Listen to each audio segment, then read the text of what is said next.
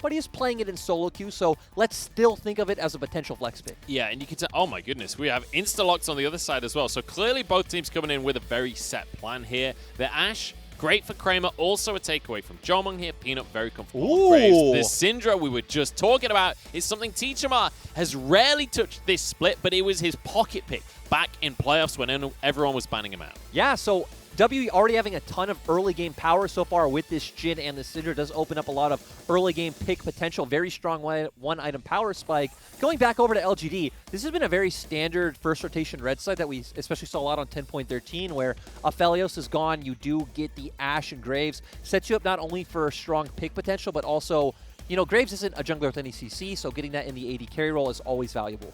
Look at that Bard win rate right there, 70%, as that's going to be locked in for Mark here. This will be his third game of Bard of the split, and immediately towards bans on Missing. We know how much he loves the Hook champions. He's been playing that Karma as well, so that's 2 picks removed from him. In the meantime, now Teachama, gets to pick himself a nice matchup for the mid lane as they ban the Sylas. Yeah, and, you know, there are certain champions that are fine in the Syndra. The most historic one, obviously, is the Echo that we'll see some teams go towards. Like, Icon loves picking that matchup. We did see OMG go for it 3 times in their last series, but everything else is pretty... not necessarily a skill matchup, but Syndra can lane fine against pretty much anything, so Teachama shouldn't have too much of a hard time in this mid lane no matter what Xie picks. Yeah, I wouldn't be too surprised to see things like the Orianna, for example, a very neutral lane in that mid lane. But we'll have to see, because Xie, he is one of these guys that is a bit of a playmaker, right? When he's got the right matchup, when he's got the right champion, he really can make things happen. I was actually going to say that LeBlanc is probably what he's going to go towards with that ban. So we are getting the Echo we just talked about. You know, does struggle in the first 3 levels, but if you can get off an early back, you will do quite fine. Can pretty much ignore Syndra in the laning phase, set up for either a flank or a 1-3-1 style draft. So we get the signature for Missing down in the bottom side. I mentioned the Hook champions and Thresh. Certainly the one the Missing is most comfortable on. Then we finally get Beisheng on the Lee Sin, something he has been able to make real moves with. Yeah, so WE just all-around early game pick composition going to be really interesting to see with Beisheng on this Lee Sin. We saw the highlights of it coming into the match. And LGD, it feels like there isn't any great option into this Volibear in the top side. The Renekton really is the only thing we've seen do quite well in lane. But overall, feels very similar for them, where they have a very strong mid game, but you have way more scaling elements with the fact that you do have, you know, the Ashe against the Jhin and the Echo as well. I love how we're seeing, obviously the Renekton a really great pick into this Volibear, but WE go back to prioritizing Morgan's pick in the top lane once more. This is a tendency we've seen out of WE so many times over the last year. And let's remember, this is his first game on the Volibear, you know, at least in competitive this split. He has played it a lot in solo queue, but obviously very different. And I want to see where WE goes, because you have 3 lanes that all have ganks set up for Beisheng, so he's going to have a lot of options with where he can punish. We'll see where the 2 junglers are going to be punishing here, because as you rightly mentioned, Beisheng going to be looking for opportunities around the map, but he's up against Peanut, and both of these guys have their comfort champions, right? Lee Sin would have worked for both, Graves would have worked for both. You expect these guys to be coming in very comfortable. And my big curiosity is who's going to be the one putting their foot on the accelerator in the early game. It's definitely going to be WE when we look at these drafts, because, again, you have set up in mid lane, Lee Sin, Syndra, extremely strong 2v2. If you get in a gank onto Echo early, he's pretty much completely out of this game. We know Renekton's going to push up in the top side. Lee Sin, Volibear, also a lot of kill potential. You highlighted the Hook in the bot lane, so Missing always going to have that option as well. You move over to LGD, and it's like, okay, mid-jungle 2v2, not really strong. You have no CC, you have no setup. Top lane, there's opportunity there because you do have a winning matchup in the Renekton. In bot lane, early on, we don't expect to see anything because it is a Bard, and Bard doesn't really have the strongest lockdown or overall laning phase in general. Yeah, it can be difficult to find and engage with Bard. If you can find the Cosmic Binding, great.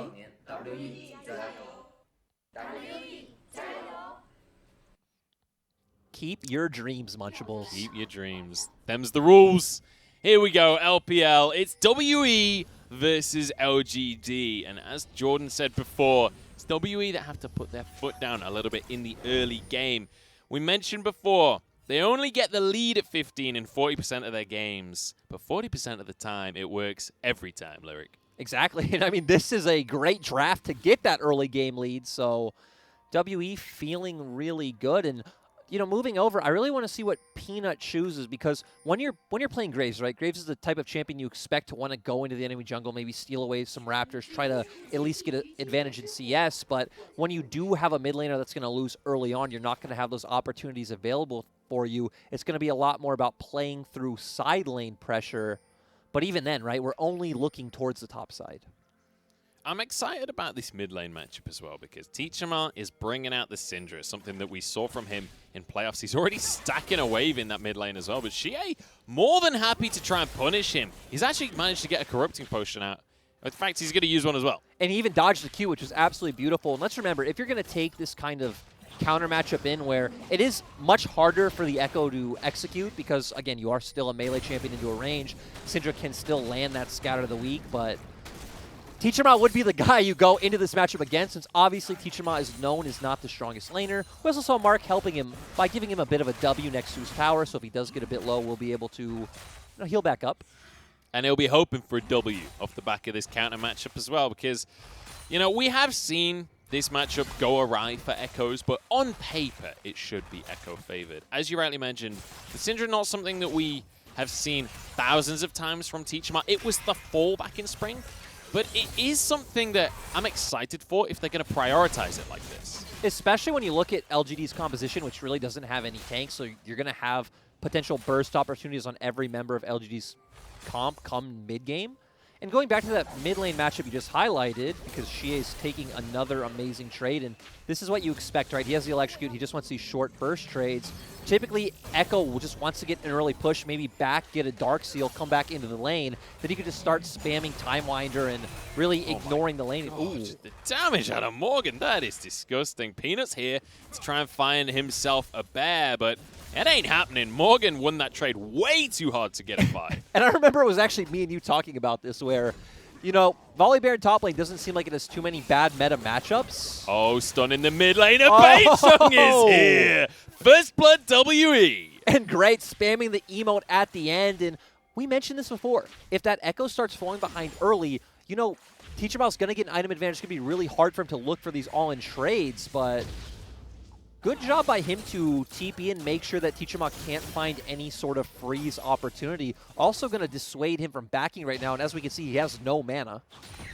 I'm curious if Peanut is going to try and make some kind of flashy play in the mid lane to punish this, because Teachama's pretty low on health, has no mana. Morgan is here to protect his mid laner. Scatter the Weak isn't going to get a stun. Teachama flashes out to safety here. Peanut over the wall, though, gets his flash and gets the kill. Now Xie's in trouble as Morgan is desperate to finish the kill, but Xie gets away with it. And now Peanut wants to secure his prize. He's looking for a second kill in this play, but Morgan gets the shield at the last second. Beitsung's here as well, and Peanut goes down! And this is absolutely crazy. Great read by Morgan at the start of this play. Teachama almost outplaying, almost surviving. Ultimately, though, WE coming out a bit ahead and not even losing any CS on the map, because, look, Teachama TP to the top side. And, you know, my favorite thing to say about WE was always that they played through friendship and magic, that they're the Star Guardians. It started off as a meme, but you know what? They are the epitome of a team. When your top laner is hovering around mid turret, there's nothing that says friendship more than that. Exactly. Like, happy to sacrifice waves to make a play. Missing finds a hook in the bottom side as well. It's going to be Mark pulled in here. Exhaust immediately onto Jomung as well, as Kramer is really hammering home in this trade. This is not a good one for WE. At the same time, though, nothing comes of it in the end, and you actually won out on a summoner spell since Mark did use his exhaust, and this is what we talked about with Ashbard, right? It doesn't really have a ton of lockdown, it doesn't have a ton of damage in this early 2v2. So one of the reasons why Bard has never been a staple in the meta is you do struggle, especially against a lot of these engaged champions like the Thresh. The trading just going to continue here, and I'm curious about this pick for Jomung as well, because the Jhin, not something we know Jomung for. It's not something he's played at all this split, but it is a similar theme to Ashe, in that you have that ultimate that's a utility ult. It's there to try and force engages, which is kind of what we know Jomung to do with that Ashe pick. Yeah, it's really interesting because even asking around and talking to teams, they are very divided on it. Some teams think it's a terrible champion. It doesn't belong in the meta. They think it's very easy to draft around. Just pick a tankier sort of composition. Some teams do love the proactivity it brings with that ultimate to go toe-to-toe with the Ashe in the mid game. Peanut going to start the Dragon off here as Mark was there as well. Missing aggroed the dragon just to see if he could get some damage onto the enemy support, but LGD basically said, we're happy with that. We want to go for this dragon anyway. She has hit 6 in this mid lane, so it does mean Teachama has to be a little cautious. There is now all-in potential for this Echo. Yep, he's not going to feel much threat coming from the Syndra ultimate anymore. Beishang is not going to let this one go without a fight. Sonic Wave is going to land Peanuts here. In they go, and the smite is not going to hit from either jungler. It's Mark that gets the dragon. And that's great to see. WE go for it. They know they have the thresh to get out. If you look at your minimap, Longxing also did already rotate over, so they could have potentially gotten a TP advantage had Morgan elected to come in. But overall, great job by Mark. Yeah, really nicely done on the Bard. Not the champion that you usually expect to be securing the dragons, but if it works, it works. That's the rules here. If we take those, I think is the phrase. Yes, it is. And speaking of we take those, we see Longxing taking an aggressive trade, and Peanut is here. This is the all-in that Renekton is able to make happen usually against the Volibear. It's not going to happen.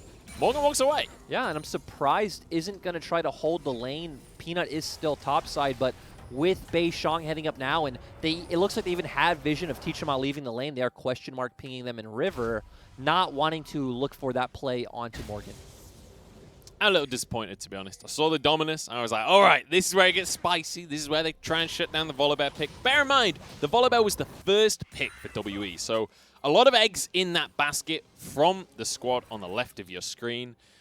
And you know that Morgan is the kind of guy that is happy to sacrifice his lane. He's picking this so that he can move around the map and make plays elsewhere, as we saw earlier in the mid. We also know that WE's champion pool is just very strong on blue side. They don't mind getting countered. They much prefer getting these first picks with strong flex champions like the Volibear. And ooh, great death sentence for missing to force out the flash from Mark. But going back to my point, WE are 10-3 on blue side. Like if you were a betting man, this would be a game you're like, okay, well, W are going to win. They're on blue side. This is their strong side. We know they don't really have the champion pools to counter pick, which is obviously what red side is more known for. And obviously, just for context there, their red side, they're 7-7. Completely even. Their blue side, though, as you say, 10-3. That's a pretty heavy statistic in their favor. In any best of 5, they want the blue side as many games as they can. Yep, and, you know, we do see now W using this pressure, just having their bot lane rotate up for the Herald. They don't even need to fully commit, so they aren't going to lose out too much in the bot side, but trying to take this red. They do have the ward down, so they see Peanut going for this. Obviously, it's right in front of their faces. Jomon kind of has a smite with this 4th shot, and he's going to pull it off. He just crit that for 900. Yes, he did. We're 8 minutes in. And now Beishang going to get the red on the other side of the map. Ooh. Hang on. Mark. Tempered Fate in the mid lane. Mark's got to follow it up with the bind. We'll get the stun here, and that's Teachama going down. Yeah, and this is what we want to see from LGD's. Actually, both teams have similar globals like this where, of course, Bard is a roaming champion, can roam mid, throw down that Tempered Fate, but we also have the Ashe Arrow that can do the same thing. Even Jomon can technically walk to another lane, open that ultimate, and try to set up a kill. So a lot of pick potential coming out from both sides. And you can kind of see a bit of a strategy being built here by LGD that they really want to shut Teachama down. They really want to focus him out. This is the second time now that they're making tower dive plays onto him. Yeah, and it's a strategy we've seen work time and time again, and even as we move into the mid and late game, we know that Syndra is not going to be able to go toe-to-toe with Xie in a side lane, so if you can get that advantage on the Echo start rolling, going to be even harder for WE to play through him in the mid game. We'll have to see. And let's bear in mind, the mid game is very much what both of these teams have been about, or at least it's kind of been where WE get their wins. It's where LGD have typically fallen off a little bit. Yeah, and it's interesting because both of these compositions have very similar power spikes, as we talked about. Sure, WE is a bit stronger early, LGD a bit stronger later on, but both still have very mid-game focused champions like Jhin, Syndra, Lee Sin on the side of WE, and Renekton and Ashe for LGD.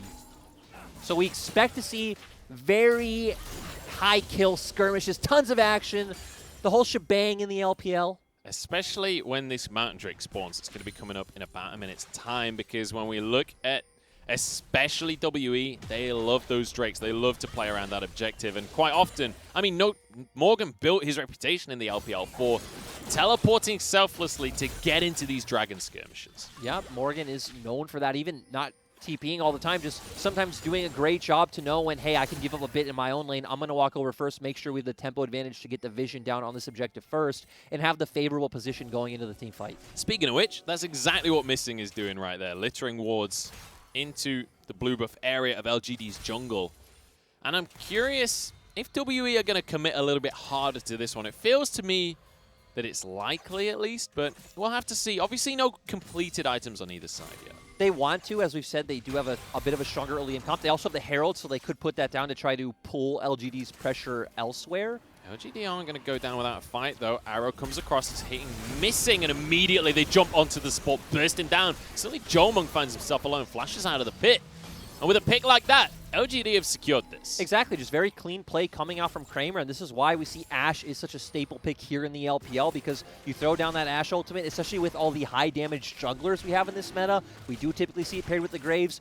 You saw missing, and then he didn't. He was gone right away, and now 2 dragons stacked for LGD, quickly making their way towards that soul. Yeah, the only thing that's missing in that play is the ping that I'm sure the rest of WE spammed on him when he gets picked off that early before the fight kicks off. And let's bear in mind, WE, this is a team fighting team, so getting picks like that early on is going to be an issue. But Beisheng, he's not looking for a team fight here. He's looking to get Langxing out of this lane. Dominus going to be popped immediately. That means Beisheng is happy to just walk away from this one. Yeah, but so Peanut is here as well, and I also don't think the cooldown is too big of a loss for the side of LGD. We also do see Xie backing now, so is going to have that TP for if WE looks for plays on either side lane, he will be able to just come back quickly and join in as well. So all things considered, it's just going to be the plate that was finished up by minions essentially as the minion wave came in. In the meantime, Beisheng just drops the Herald in the river to go into the mid lane because Xie had actually head back to base. This means Teachamo is going to grab a whole chunk of gold and well read by Peanut. Yeah, and even Mark doing a great job to roam over as well. There was a Tempered Fate on the tower. Ooh, very nice from Mark then. And this is what you want to see from Bard, right? You want to see Bard constantly moving, always interacting with the rest of his team. You're fine leaving your AD carry by themselves. And sure, if you look at the bot lane, Jomung actually has a pretty big CS advantage. But when you're winning elsewhere on the map, when you're winning in the objective fights, that's what really matters. There's that Tempered Fate in the bottom left of your screen. But I have to say, I love the fact that we were talking about the junglers and how these are going to be the guys that you've got to keep your focus on during this series. And both of them are ahead. Like, neither of them is going to be falling behind in the early game because they're not necessarily dueling. They're just making plays around the map. This is also why we highlighted them, right? Because both of them are the star players of their team. Beisheng doesn't always need to be on a carry champion. Even if he's on more of a facilitator like the Lee Sin, he's going to do as much as possible to get his team ahead. For LGD, it's the same with Peanut. Peanut is the standout performer on this roster. And, I mean, now it's about seeing who can pull this advantage further forward.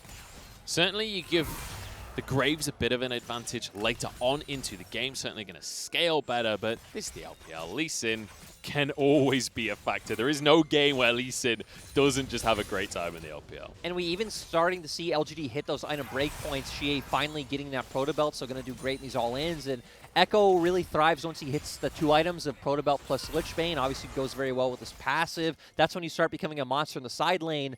3rd item, you pick up the Zhonya's, and that's when you're even more of a monster in these team fights. Can create a lot of time, get off many rotations of cooldowns, so... Yeah, the Zhonya's giving that second invulnerability is just so... It's such a huge difference maker during the fights. Had a surprisingly low amount of turret plates, but now as we get towards this 15-minute mark, it's LGD with the gold lead. So WE not going to have that 90% win rate that we talked about earlier for the 15-minute lead. No, but still, you know, game extremely close is what's interesting. And ooh, Portal coming out from Mark. Beisheng could be in trouble here, but he's got the support of his bot lane. And LGD decide this is not the play to make. I think maybe weren't sure if Beisheng was around, but they are going to deter the play onto this bottom tower. Oh, maybe I'm wrong there. Looks like Hang overall... on. Ooh. This is an overcommitment from Beisheng right now. He's going to kick Flash away. Dodges everything. There's a lantern.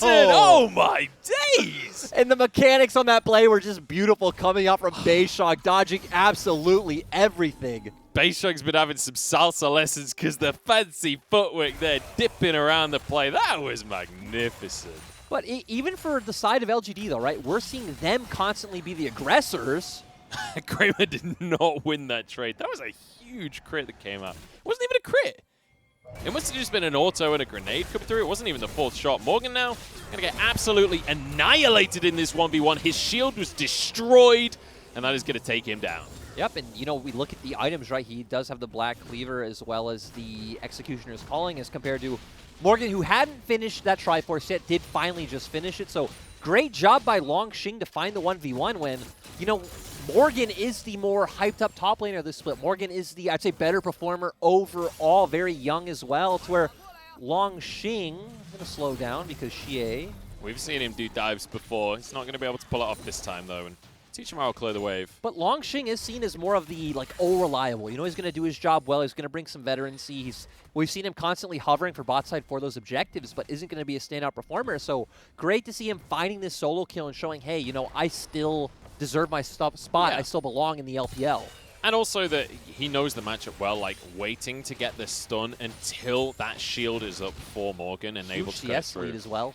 Yeah, absolutely. I mean, look at the gold on the left of your screen there. You can see Longxing, the most fed member for LGD right now, where it's all about Jomung on the side of WE, which is, you know, that's not a new thing for WE. They play around Jomung being the primary carry. Everybody else is a facilitator for Jomung.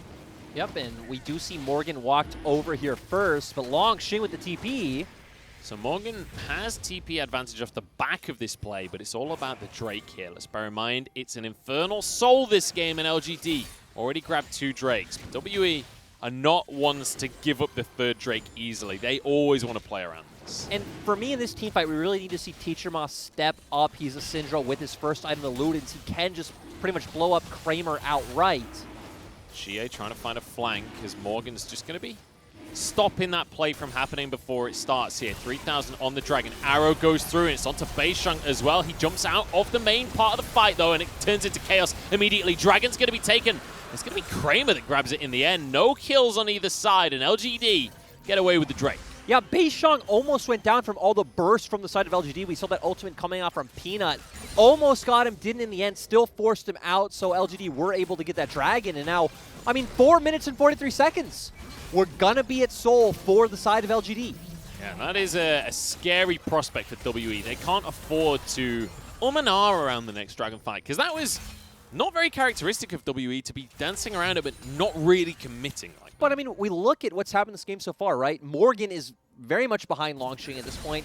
Teacherma too afraid to be that damage dealer, but there is a lot of threat on the side of LGD, of course, and Chan Crystal Arrow, Tempered Fate coming out as well. Xie is ahead in the matchup, so also feeling pressure from that W.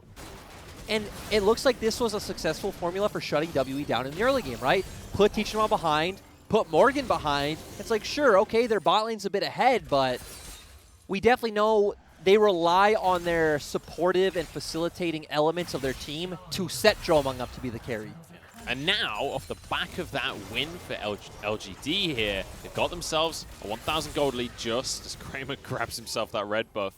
And they're going to be able to extend that slightly as they're grabbing a tower in the bottom side. In the meantime, WE is going to answer on the top side with the Rift Herald. But these next few minutes are going to be incredibly telling for LGD fans, because this is the point where things often go awry for this squad.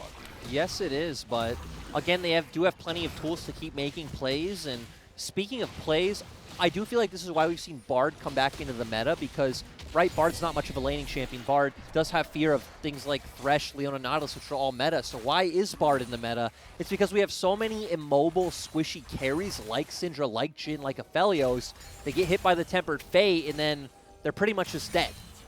So great job by Mark, bringing out the Bard, making these plays. You mentioned the Twisted Fate as well. That one felt personal on towards Beishang. After the last one was dodged so beautifully, it was like, I'm getting you this time. You're not getting away every single time. Yep, Beishang definitely feeling the heat so far. And I mean, right now, gold slightly ahead for LGD. We do have the Rift Herald for the side of WE, but I'd say there's no great place for you to use it. Sure, you'd want to use it in the mid lane, but now we're at the point where the 1-3-1's going to come out. Kramer's going to be just pretty much permanently mid-clearing waves. Not going to be easy for WE to find this window to use this Herald mid. It's going to be difficult for them, and I want to visit where we're at in the game as well in terms of items, because if you look towards the AD carries, Jomung has now finished 2 of those crit items. Jhin, very much the epitome of a crit AD carry, where the more crit you have, the better it's going to look for you. Heading towards that 3rd item will be his real massive power spike there on the Jhin. But it's a very similar story for Kramer on the Ashe. He's just a bit further behind in the build. Yes, he is. And like you talking about the Jhin, what jumps out to me about Jhin is he really is the AD carry that just hits like a truck with that forward shot. He's like the definition of a burst AD carry, and paired with a Syndra, right, you hit the Scout of the Week, Jhin plus Syndra can blow up pretty much anyone on the side of LGD. I don't think they're going to get the chance, though, with, again, we see the Tempered Fate coming out from Mark. You also can use Enchant Crystal Arrow as a disengage. She is going to be putting up constant pressure in the side lane because he has that Lich Bane that we talked about. I was about to bring that up because he's getting towards that 3-item spike that you were talking about there as well. When he gets a Zhonya's, he's going to be unstoppable. Morgan is looking for a fight here onto Langxing, going to jump straight into the fray as Beisheng is here to support his top lane, and suddenly Langxing realizes this ain't winnable anymore. Morgan with the kill. Nope, and overall that is good for W to pick up something. Xie is still on the other side of the map, so is going to get some damage down onto the turret. But hey, as you said earlier, for WE we take those. You certainly do, but Xie is saying the same thing about a tier 2 in the top side of the map right now. If you're going to commit to the bottom side, LGD are happy to answer elsewhere. Ooh, but yeah, they do have the Rift Herald, so they are going to be able to push in another turret. We do got to remember, Mark has Tempered Fate, so I wouldn't expect this turret to go down. Is it coming? Is it coming? Nope. He's going for Beisheng again instead, as Morgan is going to commit to the recall here, but Beisheng getting chased down, and Peanut's here to try and finish this kill off. Flashes come out. There's a ward hop as well, but there's nobody nearby, and Peanut cuts him down. And we just saw the value of Phase Rush, and you know, Phase Rush never really got a buff or a change. We just started seeing it slowly more and more in the meta, and it really does seem like an evolution of the understanding of the game where a lot of these high-threat champions like Syndra, like Graves, like a lot of other champions, if they do have that sticking power, if they have the versatility to get away, get in fights, it is just so valuable. Yeah, it's the ability to get further into the fight. It's also the ability to get out of the fight if it's all going wrong. Just the ability to maneuver around the play, and especially when we have these teams that do love to skirmish, it can be invaluable. Exactly. It's very versatile. Rune scales quite well, but on our screen we see LGD picking up Infernal Soul, and at least for the past like 5 minutes, it has felt inevitable with how these fights have been going that LGD would get this one. And now you're going to have constant pressure on both sides. Longxing's winning in the 1v1, Xie's winning in the 1v1. And now it's just about Peanut, Kramer, and Mark being that kind of roaming death squad to one side, preventing W from being able to make a play on either side laner. I'm not really... Was that Hawk Shot that had the vision there? So the combo coming out with the ults, it didn't quite land, but it did eventually lead to the kill anyway. Xie, in the meantime, gets out on the top side here. But, like, hang on, we didn't really give enough credit here to the fact that LGD just got an Infernal Soul. Yeah. Like, granted, it was pretty inevitable with the way that the game was going, but that's still a huge deal here. LGD now are tremendously in the driver's seat. Exactly. We already pointed out, Morgan can't deal with Longxing. Teacher Ma can't deal with Xie. It's really going to be about WE trying to abuse windows where they can attack one side with 2 or 3 members, as we saw like they just did with Xie. But even then, if LGD's 3-man core is aggressively pushing mid, it's going to be hard for you to find those windows.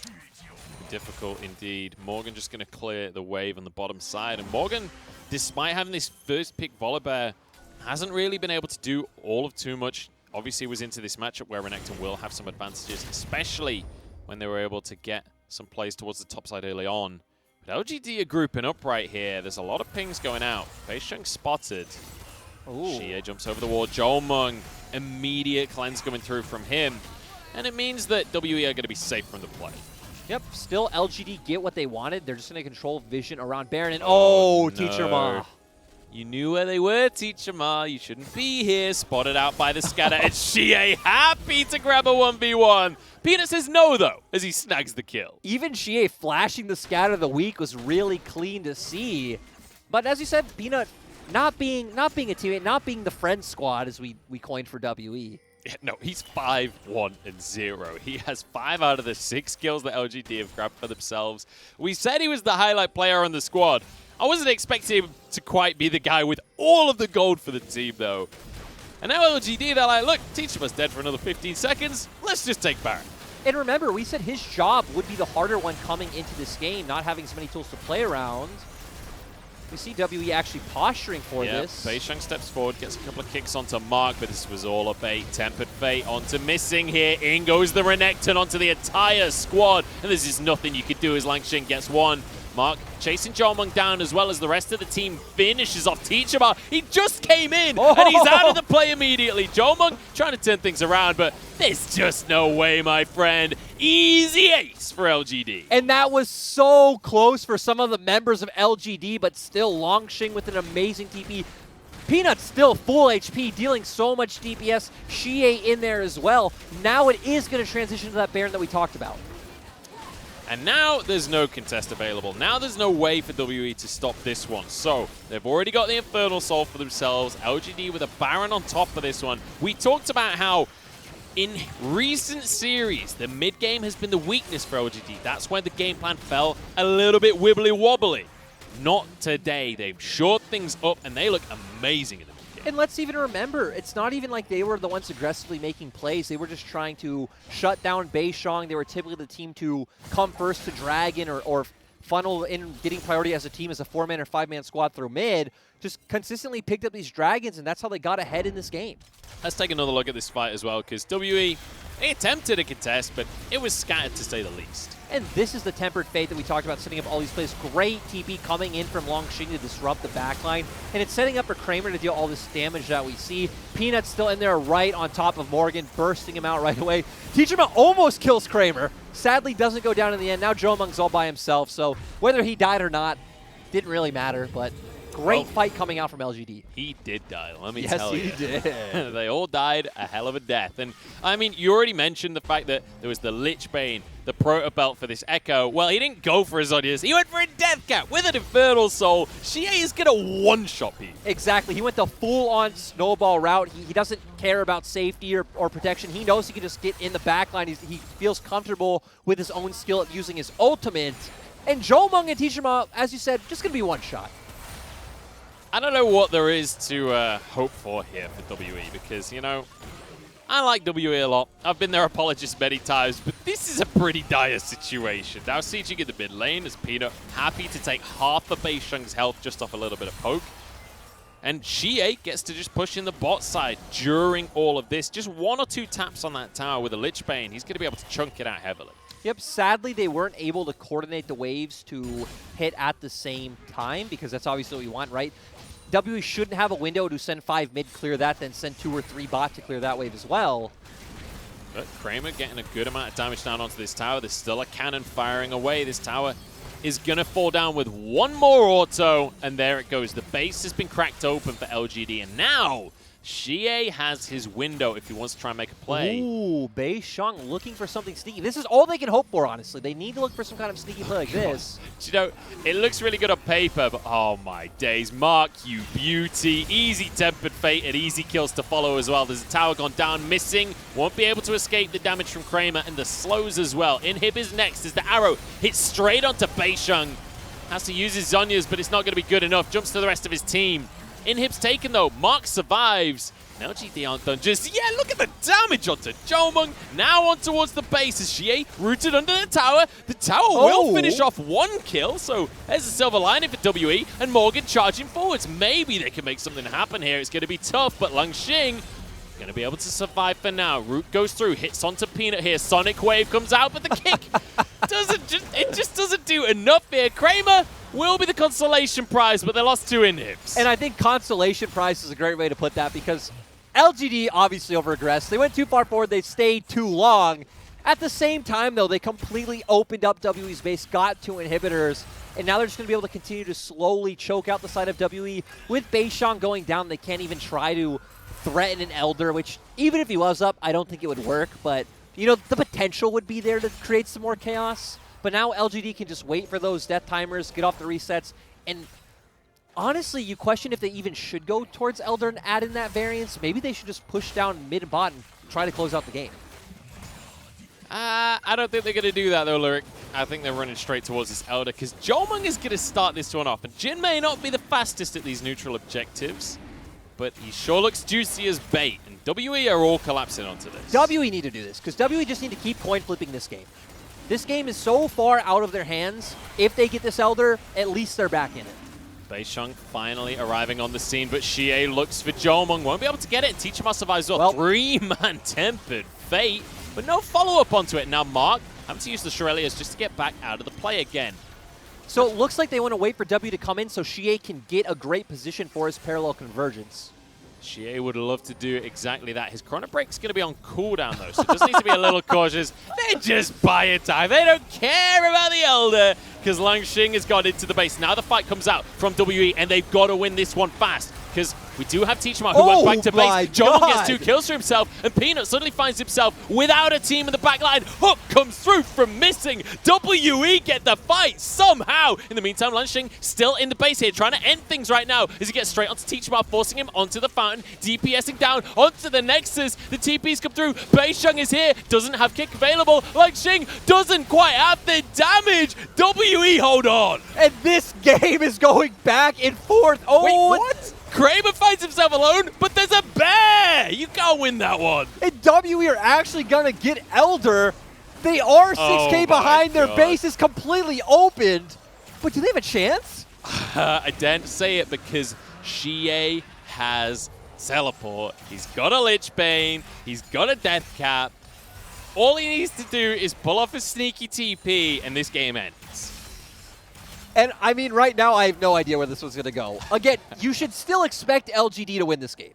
The base is open. They have Infernal Soul. You pointed out the TP. Even their Nexus is on like 40% HP. Let me just point out one extra thing there as well, because LGD have 11 towers so far. WE have 1. Yeah. Even if WE gets a full clean ace, it's going to take them a long old time to get to that Nexus. Exactly. And not even just through turrets, right? Like, they have to push through super minions as well.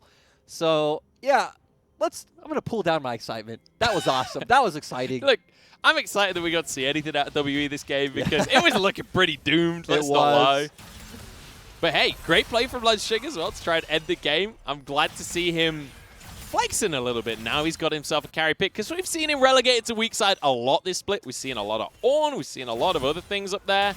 I'm glad to see him on something like a Renekton. And it's great to not only see him on it, but to be playing extremely well as well. I mean, almost ending that game outright by himself. The one TP flank in that fight in WE's jungle was also beautiful. And now LGD have this Baron. Not to mention a solo kill in lane. Yeah. Always adds to the CV. Yeah, exactly. Always, you know, puts a little metal on the jacket. So now, WE back to base defense for you. They've got 4 minutes from the top inhib, but the other 2 are coming up in the next minute. And so LGD need to take this slow. They have 50 seconds to wait out for this Elder. Just kind of buff up the waves, wait this out, and then collapse for the base. So one thing we do have to revisit is the damage that Jomung is now going to be kicking out. Because yes, he's going to get one shot if Xie gets onto him, but if Xie can't get onto him, Jomung is going to annihilate people because there ain't anyone that's particularly tanky on LGD. Especially Kramer or Mark, who, right, are just pretty much defenseless. They don't have any resistances built. You do feel a bit better for Xie with the ultimate and Langxing. Even Peanut is a bit tanky with both the Black Cleaver and the Death Stamps, but still, like you said, Jomung's damage has to be respected. Jomung is the guy that WE always plays around. He is the egg in the basket, if you will. But he's going to be caught out potentially here. Dark Passage available. Kramer just narrowly dodges the hook. Everything just going wide on both sides. And Elder's gone Munchable, so this is LGD's chance. Elder is very much gone, as are these inhibitors at this rate, because LGD don't seem that interested in actually fighting. They just want to slowly siege this one through. They've still got a minute and a half on the Baron, and Xie just hit half an inhib in one auto right there with a phase dive. WE are running out of time on this one. Teachma getting jumped on by Xie, but doesn't quite finish the kill. It's just to push them away as the inhibs fall once more. WE getting herded like sheep with a sheepdog right here. Ult comes out from Xie as he tries to get onto the backline. Sorry, Jomung with the curtain call there. And LGD just play this beautifully. They don't need to rush. They don't need to do anything crazy. Maybe they do because Jomung ain't done just yet. Teachma gets onto the fountain, somehow surviving. Beisheng will not be so lucky, but LGD don't care about the fight. They just want to win the game. And that was pretty beautiful, like we talked about. They were taking it slow, which is what we wanted to see. That was pretty much the perfect way to execute on that. We saw Xie get a bit over-aggressive with that